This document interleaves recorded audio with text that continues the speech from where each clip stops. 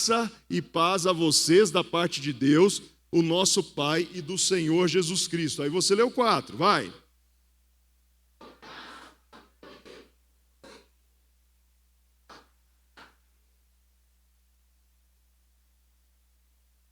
Pois por meio dele vocês foram enriquecidos em tudo, isto é, em toda a palavra, em todo conhecimento.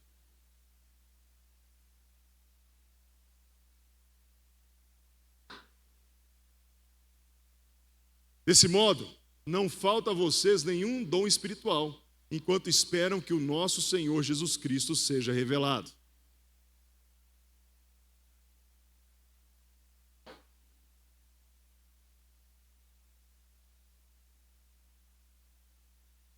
Senhor Jesus, que essa palavra venha falar ao nosso coração, que saiamos daqui alimentados, cheio da Tua presença, que o Senhor encha, Pai, e nos dê direcionamento em nome de Jesus. Amém, queridos? Podeis assentar, obrigado, você ficou de pé, leu comigo, obrigado para você, casado, vai passar ali, pagar o jantar, a gente vai ter uma noite maravilhosa, tem vaga ainda, tem gente que não pôs o nome, pode ir também, vai ser maravilhoso. Estou abrindo aqui meu esboço.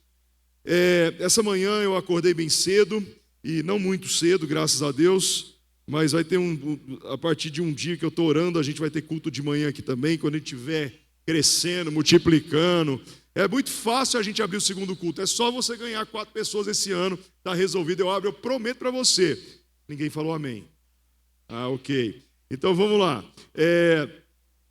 E aí eu venho de um final de semana bem tenso da vida, eu tenho um prazer incrível, isso eu acho que vem de berço, minha mãe está aqui, glória a Deus pela vida da minha mãe e do meu pai, que é ler, eu gosto muito de ler, sempre gostei, e ler é hábito. Talvez você não tenha o hábito da leitura, eu queria te dar essa dica. Leia para que seus filhos leiam. Ah, mas eu não gosto de ler. Se esforce pelos seus filhos. Porque eles vendo você ler, eles vão ler. E aí eu fiz o meu café, fui sentar na mesa e peguei um livro na minha estante, que eu comprei uma coleção na promoção, chamado Paulo para Todos, que fala de todas as epístolas de Paulo, de um autor muito legal chamado, em português, N.T. Wright, né? E eu peguei um aleatório hoje, falei, eu quero ler uma coisa, essa semana eu fiz tanta coisa, eu quero dar um tempo aqui. E eu peguei Paulo para Todos, 1 Coríntios, e eu fui ler. E de repente eu me deparei com 1 Coríntios capítulo 1, do verso 1 a 8. Eu quero te contar um segredo, não é sobre esse texto que eu vou pregar hoje. Mas eu vou falar de Paulo, a gente começa agora um novo tema, chamado Encontros que Transformam. Na verdade, serão 3 etapas. Primeiro, a gente encontrar com Jesus. Eu quero fazer você hoje ou encontrar com Jesus, ou você voltar ao dia que você encontrou com Jesus. Eu quero falar o dia que Paulo encontra com Jesus. Então, semana que vem eu quero começar a falar o que esse encontro faz na nossa vida. E terceiro, o que nós temos que fazer quando nós somos transformados. E no último domingo, fechando o semestre, a gente vai ter o famoso ou chamado culto do amigo, no qual nós vamos orar, tirar um tempo de oração, para que você convide alguém que não tem Jesus, ou alguém que está desviado, ou alguém que está precisando de uma cura, alguém que está precisando de um avivamento, e você vai convidar um amigo seu para cá, e você vai falar amém, por isso eu estou nessa. Fala, eu estou nessa. Fala, eu estou nessa. Amém. Bem, mas o que me chamou a atenção nesse texto? Que em 8 versículos, depois você para e faz essa contagem aí, 8 versículos, Paulo escreve a uma igreja, que também pode ser um bom tema para a gente estudar no futuro, uma igreja em Corinto, que cresce num ambiente que não era judeu, era gentio, que não tinha cultura de igreja nenhuma, e ele começa a ensinar, tanto que vai ter um monte de problema nessa igreja. Para quem já leu 1 Coríntios sabe que vai ter um monte de problema. Mas nesses primeiros 8 versículos, apóstolo Paulo fala de Jesus 8 vezes. 8 vezes. E eu fiquei tão revoltado comigo, contei para a Cibele para dar essa hora do almoço. Estou revoltado comigo, porque eu já li quantas vezes? Tem 22 anos que eu leio a Bíblia nessa leitura da Semana Shekinah. Então eu já li mais de 22 vezes. Mas eu nunca tinha percebido, e eu vou ter que ler o livro de N.T. Wright para perceber que Paulo, em 8 versículos, vai falar 8 vezes Jesus. Sabe por quê, irmãos? Porque Paulo se encantou com Jesus. Porque Paulo encontrou com Jesus. E a gente fala, a Bíblia diz isso, do que o nosso coração está cheio. Hoje Deus me deu um sentimento aqui no meu espírito. Um sentimento no meu coração. E eu falei para vocês, quando a Cibele vem aqui para cima, a Cibele, ela é muito diferente de mim. Todo mundo já percebeu isso. Ela é muito sensível ao Espírito Santo. E quando ela subiu aqui, eu percebi que o Wi-Fi dela estava ligado, né? E aí então, eu comecei a orar, Senhor, o que o Senhor quer falar para nós hoje? E Deus me mostrou muitos de nós aqui, correndo de um lado para o outro, tentando resolver coisas, preocupado aí talvez com o jantar de casais, né, Delma? Ou preocupado com a conferência de mulheres, ou preocupado com a segunda-feira, tem uma fila de boletos te esperando, não vou falar sobre isso, né? E aí, então, ou preocupado com o seu futuro, preocupado com a sua vida. E de repente a gente esquece que quem é o centro da nossa vida? E Paulo vai nos ensinar isso. Mas por que Paulo escreve aos Coríntios? E na verdade ele vai escrever várias cartas. E dizem os estudos do qual eu pesquisei, que é talvez uma das pessoas mais usadas no mundo em teses de mestrado e doutorado. Em dissertações de mestrado e teses de doutorado. Paulo, ele escreve, talvez se a gente for juntar aqui a Bíblia, 70 páginas. Que muda a história do cristianismo. Mas como que começa isso? Lá em Atos 9, que eu quero ler com vocês, lá do verso 1 ao verso 10. Eu quero contar essa história para você, e eu quero apontar 4 princípios ou 4 coisas que me chamam a atenção na história desse homem. Eu vou ler na minha Bíblia, você vai acompanhando na tela ou na sua Bíblia, ok? Atos 9, verso 1 diz assim: Enquanto isso, Saulo ainda respirava ameaças de morte contra os discípulos do Senhor. Então, primeiro, ele está sendo chamado de Saulo aqui. Dirigindo-se ao sumo sacerdote, pediu-lhe uma carta na sinagoga de Damasco, de maneira que, caso encontrasse ali homens ou mulheres que pertencessem ao caminho com letra maiúscula, pudesse levá-los presos para Jerusalém. Olha para mim um pouquinho, para quem nunca leu esse texto, entender esse texto. Paulo, ele era um fariseu. Foi o Espírito Santo que revelou algo a vocês aqui. Hoje é o dia do pastor. E domingo que vem, amor, você nem falou, né? Tá rápido demais esse mês, né? Eu não vou falar, não tenho vergonha. Não, vergonha eu não tenho. Mas é antiético. Tá muito quente. Se eu tomar agora que vai queimar. Obrigado, ganhei presente do nosso quiosque. Essa barrinha aqui é meu lanche, sabia, Lê? Isso aqui é meu lanche, irmãos, que meu Nutri passou para mim. É isso que eu tenho que lanchar 10 horas da manhã. Deixa aqui no final, vou tomar que está quente. Glória a Deus, obrigado. Então vamos continuar aqui. Eu estava falando para você, talvez você nunca ouviu essa história. E aí então Saulo, ele se transforma num perseguidor dos seguidores do caminho. Quem eram os seguidores do caminho? Aqueles que em Atos 10 vão ser chamados de cristãos. Somos nós. Não tinha esse nome ainda, não tinha nome de discípulos. Eram aqueles que estavam seguindo um caminho e as pessoas estavam assustadas com ele. E de repente, o líder da sinagoga dá essa autorização e no verso 3, em sua viagem, quando se aproximava de Damasco, de repente brilhou ao seu redor uma luz que vinda do céu. Ele caiu por terra e ouviu uma voz que lhe dizia: Saulo, Saulo, por que me persegue? Então ele cai por terra e ouve uma voz fazendo a pergunta: Saulo, por que você está me perseguindo? Uma coisa muito curiosa nesse texto que eu adoro: não tem cavalo nesse texto. Amém? Então, se um dia você ouvir um pregador falando assim, e Saulo caiu do cavalo, provavelmente ele podia estar no cavalo mesmo, podia ser camelo também, gente. Mas ele podia estar andando. O importante é que ele caiu quando viu esse brilho. E Saulo perguntou: quem és tu, Senhor? Ele respondeu: eu sou Jesus, a quem você persegue. Levanta-se, entra na cidade, alguém lhe dirá o que ele deve fazer. Presta atenção, eu amo essa história. Eu amo essa história, porque ele fala assim: alguém vai te dar uma dica, alguém vai falar com você. Os homens que viajavam com Saulo pararam emudecidos, porque ouviam a voz, mas não viam ninguém. Só ele estava vendo aquela luz. Verso 8: Saulo levantou-se do chão e, abrindo os olhos, não conseguia ver nada. E os homens o levaram para a mão até Damasco. Por 3 dias ele esteve cego, não comeu nem bebeu. Em Damasco havia um discípulo chamado Ananias. Havia o que, irmãos? O que ele é chamado? Porém, até então não havia esse termo discípulo para todas as pessoas. Havia um termo discípulo para quem andava pertinho de Jesus. Olha que legal. Então havia um homem chamado Ananias e sabiam quem ele era, com quem ele andava, com quem ele servia. E então, de repente, vamos lá no verso 10, né? O Senhor chamou numa visão. Olha só, o Senhor o chamou pelo nome, Ananias. Tem alguém aqui essa noite que deseja ser chamado pelo nome para Jesus? Sim ou não? Você quer essa noite que está lá, você está dormindo, de repente alguém fala assim: Beto. E eu imagino o Beto respondendo, ele fala assim: fala, Senhor. Está até com a Rádio Paz aí, né? Estava trabalhando, né, Beto? Então talvez Deus chama aí pelo nome. E ele respondeu: eis-me aqui, Senhor, respondeu ele. E o Senhor lhe disse: vá para a casa de Judas, na rua chamada direita, e pergunte por um homem de Tarso, chamado Saulo. Ele está orando. Numa visão, viu um homem chamado Ananias chegar e impor-lhe as mãos para que voltasse a ver. Olha para mim. Vamos tentar entender essa história louca aqui.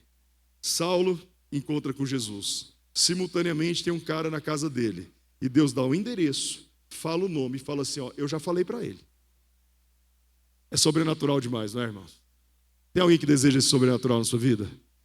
Hoje eu estava refletindo sobre os textos e falei: Senhor, eu quero ser mais usado pelo Senhor. Eu quero ser mais usado pelo Senhor. Porque todo dia eu saio de casa e falo: Senhor, eu quero ser usado por Ti. Mas eu quero ser mais usado por Ti. Eu quero perceber o Senhor falando comigo. Então eu quero dividir essa história, porque hoje é o dia que eu quero, então, como eu te falei, te levar a lembrar do dia que você encontrou Jesus, porque às vezes nós encontramos com Jesus, ficamos tão empolgados, a gente fica tão doido, tão maluco, e de repente vem as coisas da vida, como diz lá a parábola do semeador, e começa a nos sufocar e a gente esquece do que Deus fez por nós. Sexta-feira foi tão bom aqui. Vou te fazer para quem não veio, falar assim: ah, que pena. E eu estou querendo talvez que seja estabelecido no nosso calendário aqui. Igreja que deseja o Senhor, ela tem que ter cultos de adoração. Sexta-feira o fogo caiu aqui, e não foi porque eu estava aqui, porque na verdade eu nem ministrei o fogo de Deus, foi, de repente, as pessoas orando e cantando. A gente veio de uma semana de oração, de busca ao Senhor. E aí foi nessa semana de oração que eu comecei a falar: Senhor, eu preciso ensinar isso para a nossa igreja. Saiu, não sei se você viu, saiu o censo essa semana sobre o número de religiosos no Brasil. E olha que legal, aumenta o número de crentes, amém. Mas aumentou também o número de jovens sem religião, que não está afim de religião, que não quer igreja, que está afim de viver a vida e que ninguém fale nada. Falam da igreja que a igreja abusa, falam da igreja que a igreja amarra, tem uma visão errada da igreja. Nunca vieram no Bueno. Vieram no Bueno. Se um dia você me ligar e falar assim: pastor, eu preciso tomar uma decisão na minha vida, eu faço isso ou aquilo, me liga porque eu vou ficar feliz, mas eu já vou te dar a resposta. Sabe o que eu vou falar? Adivinha? Vamos orar por isso? A gente tem às vezes um desejo do pastor falar assim: não vá, não faça, é pecado. Mas eu nunca vou te falar isso, sabe por quê? Eu falo assim: vamos orar? Talvez Deus vai começar a te incomodar sobre algumas coisas, não é verdade? A pergunta que rola em junho: pastor, eu posso ir na festa junina lá da minha escola? Meu irmão, se a tua fé está baseada num milho, pode marcar um horário comigo, eu quero conversar com você. Porque eu fui na festa junina da escola que eu trabalho, comi até. Não mudou nada na minha fé. Eu fui porque a gente ganha o ingresso, é caro, mas a gente ganha 2. Não, e legal que você chega lá, já tem um cartão carregado para a gente. E eu falei para a direção: é para torrar?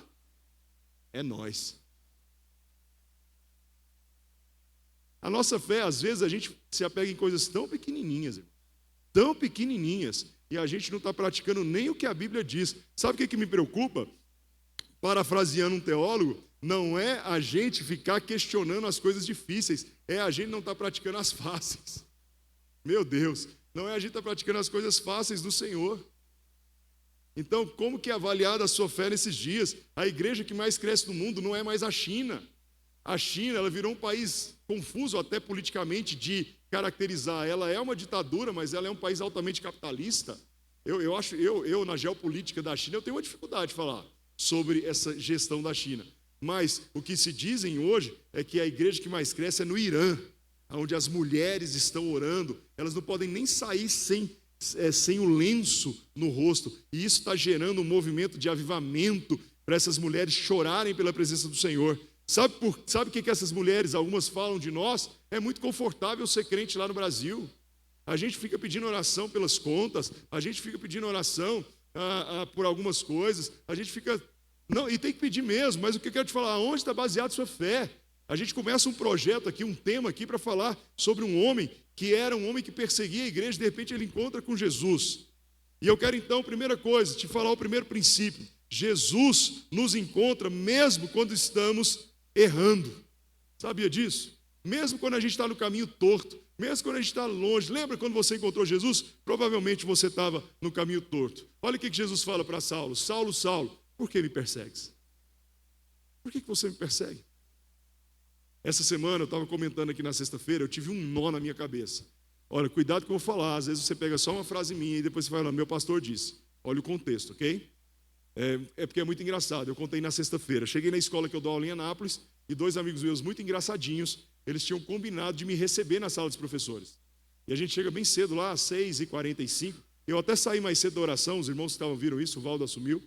E chegando lá, a porta fechada, Anápolis é frio, Anápolis fica a uns 1.300 quilômetros de Goiânia, porque lá é frio lá. Né, mãe? Lá, parece que você saiu de outro estado, você entra numa nuvem, é estranho.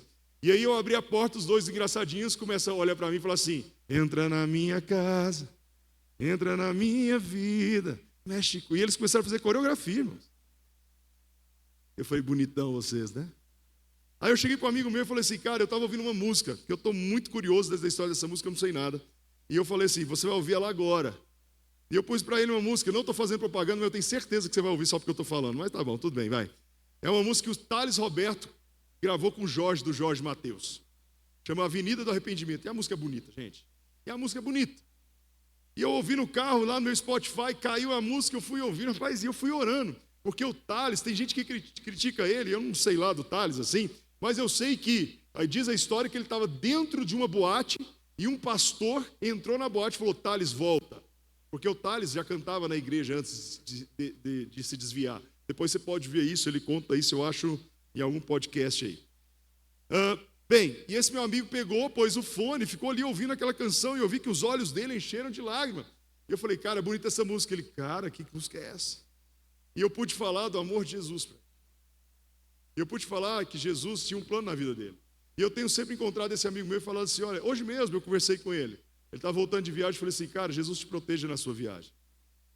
Todo dia que eu encontro esse amigo meu, eu falo: cara, eu estou orando por você. Eu não tenho vergonha de falar para ele: estou orando por você. Sabe o que ele fala? Ele fala uma palavra furiosa para mim. Ele fala assim: obrigado, continua. Olha que fúria, irmãos. Olha que delícia. Então, presta atenção. Um dia Jesus te encontrou. Talvez você estava lá naquela desgraça. Desgraça não é palavrão, é falta de graça. E de repente ele te traz de volta. Por que Jesus te trouxe de volta? E aí vamos lá para o segundo princípio dessa noite. Lá no verso 6, de repente com aquela visão e com aquela voz, e talvez seja essa pergunta para essa noite, Saulo, né, fala para Jesus assim: o que o Senhor queres que eu faça? Você já fez essa pergunta para Jesus? Senhor, o que o Senhor queres que eu faça? Você tem coragem de fazer essa pergunta para Jesus? E você tem coragem de ouvir a resposta de Jesus? Eu lembro quando eu estava no acampamento, que eu comecei a cortejar a Cibele. Eu comecei a sentar do lado dela no ônibus. Eu era um dos líderes do acampamento, eu dividi os grupos de devocional. Eu dividi todo mundo e deixei ela no meu, porque eu não sou bobo, né? E aí, eu lembro que houve no último domingo daquele acampamento, eu não esqueço o nome do pastor, eu não esqueço a música que ele cantou, e ele perguntou se você queria entregar tudo, e tudo não era seu coração, porque a gente era crente, mas eram os nossos sonhos, os nossos projetos. E antes dele terminar, eu já estava à frente, ajoelhado, era num convento em Anápolis, porque não havia chácaras que cabiam a gente nessa época, e eu estava chorando ali. Olha, era o final de semana que eu já tinha, porque tinha um jantar especial romântico no acampamento, e eu já tinha jantado com a Cibele. Perto de você, né? Não, eu já tinha te convidado, né? Foi a noite que eu te convidei para jantar comigo. Eu não lembro o nome do jantar, devia ser alguma coisa em busca da costela perdida. Jantar, olha que nome brega, irmãos, jantar do rompimento. Né? Meu Deus, é para romper na vida sentimental. Né? Mas ali, naquele domingo, o que eu fiz? Eu entreguei tudo para Jesus. E essa é a pergunta que eu quero perguntar para você. Eu já estava na faculdade. Eu fiz um ato simbólico, eu entreguei meu diploma, eu entreguei o vigor da minha vida, eu entreguei meus sonhos, eu entreguei tudo para Jesus. Segundo princípio, você está preparado para hoje Jesus falar assim: e aí? O que queres que eu te faça?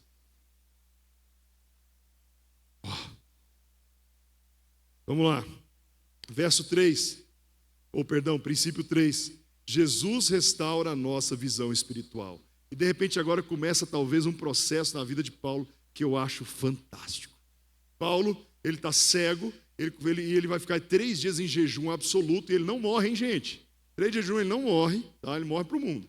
E ele fica cego. E de repente Deus chama Ananias, Ananias vai lá. E se você continuar o texto, é lindo que ele fala assim, irmão Paulo, irmão, meu Deus. É bom demais chamar outro irmão. Se a gente é da mesma família, né? Ele vai e ele ora e acontece algo fantástico. As escamas caem. Essa noite eu quero fazer uma oração para algumas escamas caírem do seu rosto. Escamas de preocupação, escamas talvez de angústia, escamas de ódio, escamas de falta de fé. Talvez você já viu tantas coisas legais e de repente você está vivendo uma falta de fé. Falta de fé na sua vida. Falta de fé nos seus sonhos, falta de fé nos seus projetos. Sabe, tem tudo na vida, precisa de sacrifício. A gente tem que abrir mão de alguma coisa para querer outra coisa. É difícil às vezes falar isso para filho, não é? Filho acha que o dinheiro do pai nasce no pé de árvore. Mas um dia ele vai entender talvez que o dinheiro é suado e que as coisas têm valor. E nós temos que ensinar isso para os filhos. E temos que ensinar também sobre o Senhor Jesus. Nós temos que ensinar que algumas escamas precisam cair dos nossos olhos. Olha, eu quero te falar uma coisa. O mundo está entrando num caminho que eu acho que Jesus, a gente acabou de falar de Apocalipse, já está falando assim, olha, está chegando a hora. As pessoas perderam o sentido completamente. Eu acho que quando as pessoas inventaram o smartphone, elas não tinham noção de onde chegariam, de nós transformarmos em zumbis. Zumbis. Eu vejo cenas lá no meu prédio, que eu fico falando assim, Senhor, será que o Senhor está voltando? Pessoas subiram no elevador, fazendo videochamada sem fone, a gente ouvindo a conversa toda. Eu fico constrangido, irmãos. Eu fico constrangido. O pessoal conversando, resolvendo coisa de trabalho, eu faço até assim, ó. Pessoas jantando com a família e vendo vídeo e vendo jogos no celular. E eu fico pensando, será que tem ouvido a voz do Senhor? Tem clamado ao Senhor? Tem buscado ao Senhor? Eu quero que você saia daqui quantificando isso. E eu sempre tenho falado isso para vocês, porque eu tenho estudado muito sobre isso. Eu tenho estudado sobre dopamina, eu tenho estudado sobre vício. Por quê? Porque eu acho que daqui para frente vai ser minha demanda de atendimento pastoral. A cada semana sai na rede social que uma pessoa rica está sendo agora internada, você deve ter visto, por vício em apostas. Agora saiu um famosão nos Estados Unidos, um repórter de um canal esportivo do Brasil pediu licença para internar por vício em apostas. Pessoas morrendo por dívidas em apostas. E de repente a gente começa a olhar um para os outros e falar assim, o que está acontecendo com esse mundo nosso? Mas é para esse mundo que Deus quer que tire as escamas dos nossos olhos. Irmãos, vício é vício. E para vício só tem uma saída: mudar o foco e mudar a nossa compulsão. Foi isso que eu falei para um adolescente essa semana de 15 anos, que me procurou, não tem Jesus, e falou assim, professor, me socorre, eu estou viciado.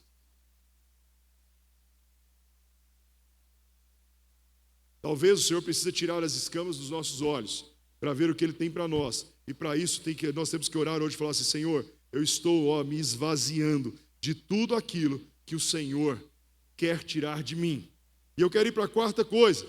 A graça de Jesus nos dá um novo propósito. Olha que legal. Lá no verso 15. No verso 15 fala assim, ó. Deixa eu ler aqui com vocês rapidinho na minha Bíblia. Mas o Senhor disse a Ananias, vá, este homem é meu instrumento escolhido para levar o meu nome perante os gentios e seus reis e perante o povo de Israel. Então, de repente, aquele homem que sai da casa dele, pede uma carta para perseguir os cristãos. Eu não sei, aí 3 dias depois, ou melhor, 15 versículos depois, Jesus muda o propósito da vida dele. Eu aprendo 3 coisas com esse texto aqui, com esse verso 15. Não questione quem Deus vai usar. Não se prenda às suas limitações. Não é o que está na tela. Eu estou falando, já eu vou para a tela. Eu vi que vocês estão olhando lá. Tá? Eu driblei minha mídia, desculpa.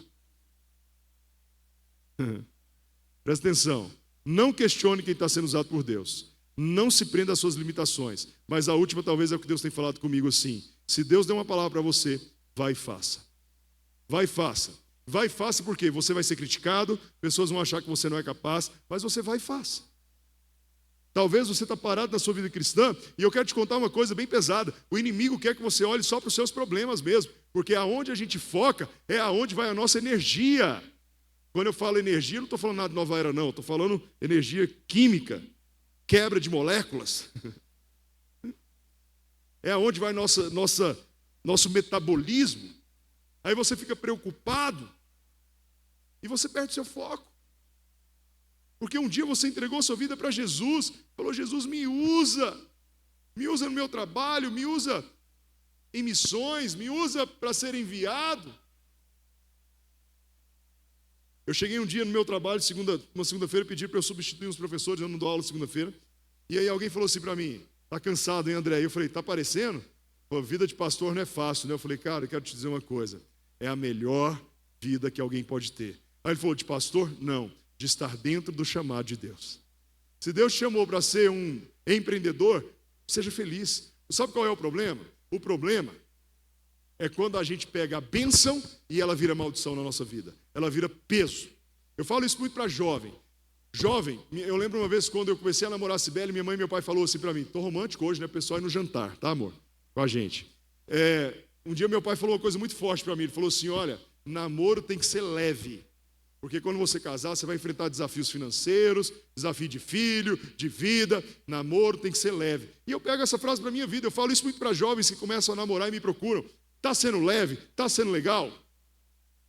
Aí agora eu quero transformar esse namoro para a gente enamorar Jesus. A sua vida cristã é olhar para Ele, descansar nele. Paulo precisou de 3 dias cego, em jejum. Mas ele sai dos 3 dias, olha o 3, hein? 3 dias aponta para tanta coisa legal, né? Aponta para Jesus morrer na sexta e ressuscitar no domingo. Aponta talvez por um período de transformação. E eu quero então terminar essa palavra, tão curta, né? Hoje a gente orou mais e não tem problema, louvado seja Deus por isso. Coloca para mim os 3 para refletir agora, Adassa, por favor. 3 coisinhas. Ninguém está tão perdido que não possa ser achado. Eu quero dizer para alguém que está aqui hoje: André, eu estou perdido demais. O louvor pode subindo aqui, por favor. Ninguém está tão perdido que não pode ser achado. Olha que legal o nosso novo projetor. Eu posso chegar aqui que não tem sombra. Olha só, gente. Fala amém. 2, coloca para mim. 2. Ninguém está tão quebrado que não possa ser restaurado. Você pode dizer amém por isso? Ninguém está tão quebrado na vida, destruído na vida, que não possa ser restaurado por Jesus. E o terceiro, ninguém está tão errado que não possa ser redirecionado da vida. Eu queria que você ficasse de pé, eu quero orar por você. Eu quero orar pela sua vida, eu quero que você reflita sobre isso. Lá no GC, você vai ter, ainda está quente aqui, nosso café é bom, hein? Passa no quiosque, irmão. Abençoe o Instituto Caroli. Eu quero te dizer uma coisa, talvez sua vida está toda torta, está toda esquisita. Deixa Jesus entrar agora e mudar a sua vida. Deixa Jesus agora, mas deixa eu te falar uma coisa. O que Jesus falar vai começar, olha para mim, não é instantâneo. Pode ser, mas na maioria das vezes não é. Vai ser um processo.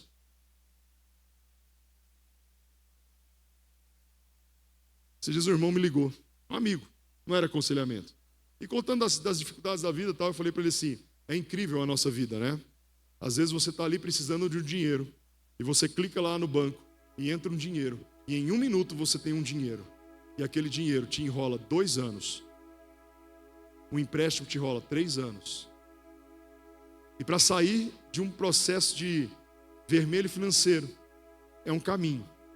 Para sair de um processo de mudança psicológica, caminho. Para Deus restaurar a família, é um caminho. E às vezes a gente, na geração fast food, McDonald's, que entra no drive-thru e pega do outro lado, a gente quer assim, não, é um processo. Mas deixa eu te falar uma coisa legal. Vive o processo. Vive o processo. O processo é maravilhoso. Não adianta pagar a academia e não ir, gente. Sabia disso? Você está pagando a academia e não está indo, não está adiantando. Não sei se você sabia disso. Tem que ir. Tem dia que você não quer ir. Tem que ir. Tem dia que você não tem força. Tem dia que eu não quero orar. Estou cansado, Jesus. Queria vir um Netflix. Não, mas eu não orei hoje. Tem dia que eu vou orando, andando lá em casa, capengando. Tem dia que eu estou louco, estou ouvindo música e cantando. Mas tem dia que é ali, ó, confesso para você, mas eu não abro mão. Tem dia que eu acordo num sono, 5 da manhã, aí eu pego minha Bíblia, eu não estou conseguindo nem ver a letra de sono. Mas eu fico firme ali, porque eu sei que é isso que vai alimentar a minha alma. Eu queria que você fechasse os teus olhos agora. Eu quero fazer uma oração. Se alguém quer essa noite deixar Jesus entrar na sua vida, essa é a minha primeira oração. Eu vou descer aqui. E depois nós vamos para a segunda oração.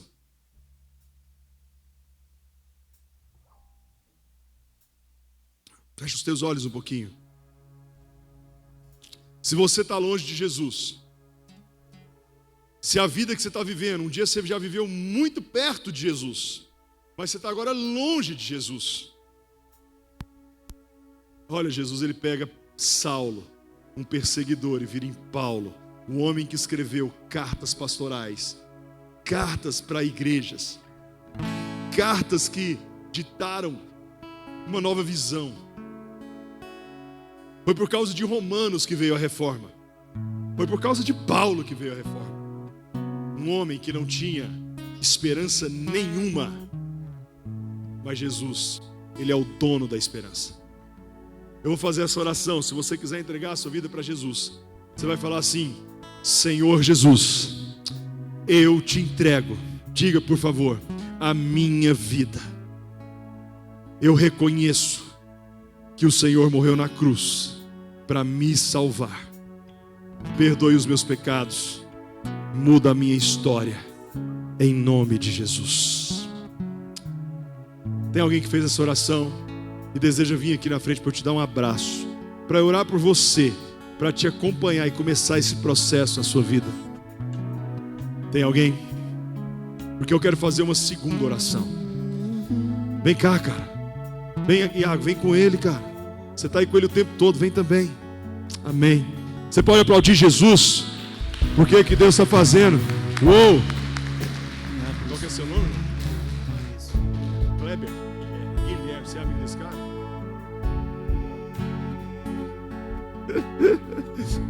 Falei para ele assim, ele chama Guilherme. Guilherme é amigo do Iago. Ele falou, sou amigo dele. Cuidado. Cuidado com quem você anda. Que bênção. Eu vi que você estava ali durante o louvor, uma luta interna.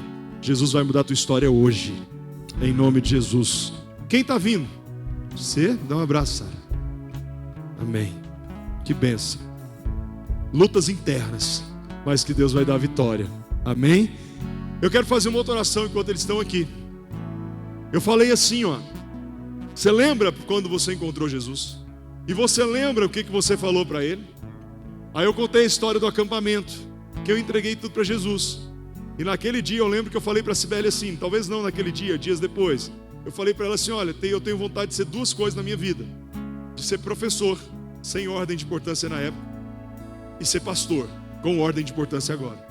Então vamos na ordem de importância de ser um pastor e de ser um professor. Eu lembro do dia que o pai dela veio conversar comigo. E ele falou assim, o que você vai fazer da vida, menino? Eu falei assim, olha, eu vou ser pastor e eu vou ser professor. E ele fez uma piada, meu sogro é muito engraçado. Ele falou assim, você não vai escolher nada para ganhar dinheiro? Mas ele riu, foi uma brincadeira, né? E eu falei assim, eu vou ser pastor, eu vou ser professor. Foi aquilo que eu fiz aquela oração. Qual foi a oração que você fez? Eu queria orar para você, talvez, vir aqui à frente para relembrar essa oração e fazer ela de novo. Pode vir, eu quero orar por você. É forte o que eu estou falando aqui. Não sei se você está percebendo, é forte. É forte. Ontem eu fui tomar uma vitamina de manhã. Uma menina deu um grito assim, junto com a família dela. Você foi meu professor em 2002, no Colégio Fractal. E eu falei, e adivinha o que eu faço hoje? Ela, não sei. Continuo. Porque foi minha oração. E ela continua, pastor. Eu falei, sempre. Sempre. Tem alguém que quer refazer essa oração hoje? Talvez você perdeu o seu foco, desligou o farol e saiu um pouquinho do caminho. Eu não estou falando que você está em pecado. Eu estou falando que você talvez esqueceu o chamado inicial desse texto. Tem alguém? Vem aqui na frente, por favor. Eu quero orar por você. Última chamada. Se não vier ninguém, eu vou orar por eles aqui, que eu já estou muito feliz essa noite. Mas eu sei que tem, tá? Por isso que eu estou falando. No meu coração aqui, o meu espírito está queimando por esse apelo. Amor, eu expliquei direitinho, não expliquei? Ah, ok. Tem alguém que quer vir aqui à frente? Não? Última chamada? Ok. Então estenda sua mão para cá. Eu quero orar pelo Guilherme. Eu quero orar pela Sarinha.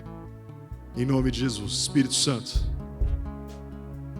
Eu quero, Senhor, te pedir algo sobrenatural na vida do Guilherme. Eu percebi quando eu passei ali atrás que o Guilherme estava numa luta interna. Não sei se ele veio hoje aqui por uma medida, só um convite, por um desejo, ou talvez por uma situação. Mas eu ministro agora o fogo do Senhor na vida dele. E se há alguma coisa que o prende, seja liberto em nome de Jesus. Espírito maligno, que até hoje tem rodeado a mente desse rapaz, eu te repreendo em nome de Jesus. Eu declaro em nome de Jesus que ele está sendo livre, liberto. Ele entregou a vida dele ao Senhor. Satanás, você não tem poder na vida dele. Ele agora é do Senhor. Hoje é o dia que ele aceita Jesus. A partir de agora, começa o próximo passo, a conversão, em nome de Jesus. Eu queria uns 3 irmãos aqui que viessem aqui e dessem um abraço no Guilherme, em nome de Jesus, aqui agora, enquanto eu oro pela Sarinha. Senhor, em nome de Jesus, eu oro pela Sara agora.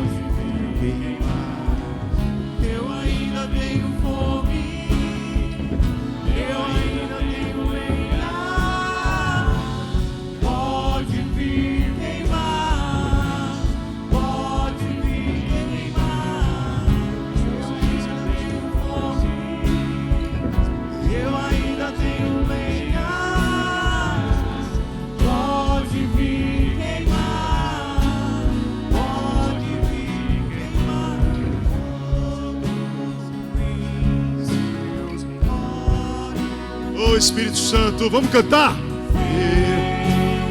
Eu me apaixonar. Oh! Todos os amores.